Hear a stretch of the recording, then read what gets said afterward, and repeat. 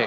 আল্লাহ তাআলা বলেন, ওয়ামা আনফাকতুম মিন শাইইন ফাহুয়া ইউখলিফুহু ওয়া হুয়া খায়রুর রাসিকিন। যে দান করে, দান করলে যে ঘাটতি হয়, আল্লাহ তাআলা এই ঘাটতিটাকে রিপ্লেস করে দেয়, রিপ্লেস করে দেয়। বিষ্ণু ইসা ইসলাম বলেছেন, মা নাকাসা মালু আবদিন মিন সাদাকা। চ্যারিটি করলে, দান করলে আল্লাহ তার সম্পদ কখনো কমায় না। প্রতিদিন সকালবেলা দুজন ফেরেশতা নেমে বলতে থাকে, আল্লাহুম্মা আ'তি মুনফিকান খালাফা, আল্লাহুম্মা আ'তি মুমসিকান চালাফা। ফেরেশতা দুজন বলে, আল্লাহ যে দান করলো, দানের কারণে যে ঘাটতিটা হলো, এটা তুমি মেক আপ করে দাও, এটা তোমার পক্ষ থেকে বারাকা দিয়ে রিপ্লেস করে দাও। আর যে ধরে রাখলো, কৃপণতা করলো, ওর সম্পদকে আল্লাহ তুমি ধ্বংস করে দাও। ওয়াল ইয়াদু বিল্লাহ। আমরা যেন দান করি।